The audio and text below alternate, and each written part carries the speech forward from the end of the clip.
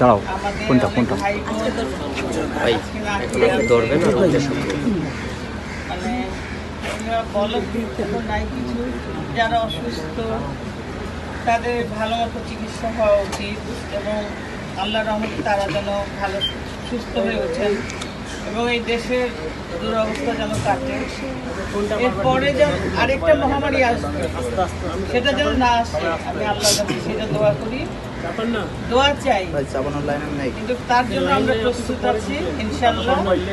আমি থাকবো সব সময়, আমাদের সমিতিও থাকবেন, আমাদের সভাপতি সাহেব বিদেশে আছেন, উনি একটু অসুস্থ, মিশা সওদাগর, আর ডিপজল সাহেবও মনে অসুস্থ আছেন। তো ইনশাআল্লাহ আপনাদের সবার কাছে দোয়া চাই, আমাদের দেশের ভাই বোনদের জন্য দোয়া করবেন, আমাদের জন্য দোয়া করবেন, আমরা যেন যা পারি আর কি অল্প কিছু তিল পরিমাণ সাহায্য করতে পারি ইনশাআল্লাহ। আমরা শুরু করি এবং আমার আরেকটা কথা হলো আমাদের একদম নবাগত কিছু নিয়ে আসছে, যেটা দেখে আমার মনটা অনেক ভরে গেছে। এই যে আছে একটা, এটা অনেক বিখ্যাত আনোয়ারার মেয়ে মুক্তি, ওখানে আসছে এরা, তোমরা আসছো মানে অনেক গর্বের ব্যাপার, চলচ্চিত্রের জন্য অনেক গর্ব। আপনি আপনার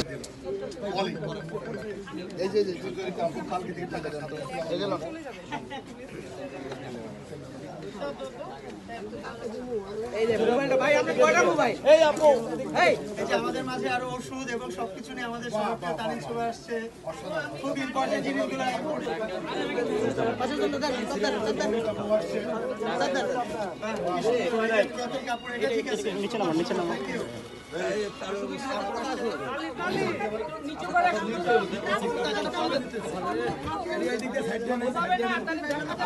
আমরা আসলে সবসময় বাংলাদেশ চলচ্চিত্র শিল্পী সমিতি সবসময় অসহায় মানুষের পাশে দাঁড়ানোর ইতিহাস তৈরি করে এসেছে আগে থেকেই। আমরা মনে করি মানবিক সহায়তা এটা খুব ইম্পর্টেন্ট। যে কোনো দুর্যোগে আমরা যখন ছোট ছিলাম তখন দেখেছি দুর্যোগে বড় বড় স্টাররা ফুটবল খেলা, বিভিন্ন খেলার মাধ্যমে হলেও টাকা অর্জন করে তাদের পাশে দাঁড়িয়েছে। এখন সিস্টেম অনেক চেঞ্জ হয়ে গেছে, মানুষ ব্যস্ত, তবে বিপদ তো আগের মতোই রয়ে গেছে। এবার যে পাশাপাশি একদিকে স্টুডেন্টরা আহত আছে প্রচুর, যারা আন্দোলনে আহত হয়েছে তাদেরও টেক কেয়ার করা প্রয়োজন। পাশাপাশি যারা দুর্যোগে বন্যা কবলিত হয়ে বাড়িঘর ছাড়া হয়েছেন, না খেয়ে আছেন, শিশুদের চিকিৎসা দিতে পারছেন না, শিশুদের মুখে এক ফোঁটা দুধ দিতে পারছেন না, তাদের পাশে দাঁড়ানোর জন্যই আমাদের উদ্যোগ। আমরা অবশ্যই পার্সোনালি সবাই শুরু করে দিচ্ছি শুরুর থেকেই, শুধু আমরা অফিসিয়াল আজকে চলচ্চিত্র শিল্পী সমিতির থেকেই আমাদের এই আয়োজনটা একটু লেট হলেও পার্সোনাল আমাদের সব কিছু আগে থেকে শুরু হয়েছে। আপনারা খেয়াল করেছেন আমাদের সাধারণ সম্পাদক ডিপজল ভাই, উনি প্রতিদিন এক ট্রাক করে পাঠাচ্ছেন মানুষের কাছে, ওই অসহায় মানুষের কাছে। এরকম আমাদের সাধ্য অনুসারে আমরা সবাই এটা করে যাচ্ছি, যেহেতু এটা সমষ্টিগত ব্যাপার, আমার চলচ্চিত্র সমস্ত শিল্পীদের ব্যাপার, এটা 600+ শিল্পীদের বিষয়। এই জন্য একমত হতে আমাদের একটু সময় লেগেছে, মানে আমাদের একত্র হতে। আমরা এই যে শুরু করলাম আজকে, আমরা পাশাপাশি যে যা পারছি তাই দিয়ে যাব এবং কেনাকাটি কোনটা মানবিক মানুষগুলোর এখন এই মুহূর্তে কোনটা প্রয়োজন, তার মোমবাতি না মেজবাতি না স্যালাইন না পানি বিশুদ্ধ ট্যাবলেট, সেদিকে খেয়াল রেখে আমরা কেনা শুরু করব এবং আমরা পাঠিয়ে দেবো, আমরা নিজেরাও যাব। আসলে কোনো শিল্পীরই কোনো রাজনৈতিক দলে যাওয়া উচিত না বলে আমি মনে করি, আমি কালকেও বলেছি। আর শিল্পী সব মানে শিল্পীর কোনো সীমানা নেই, কোনো পতাকা নেই, সারা পৃথিবীতে সে শিল্পী।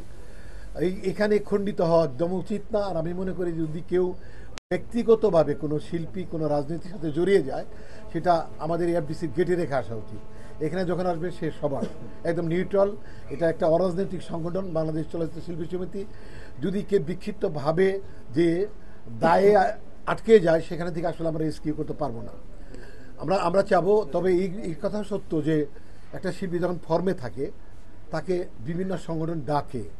এখন ধরেন বর্তমান যারা ক্ষমতায় আছে তারা আমাদের দাওয়াত করেছে, চায়ের দাওয়াত, সেখানে না যাওয়ার সাধ্য আমাদের আছে, এই দুঃসাহস আমাদের আছে, আমাদের যেতে হবে।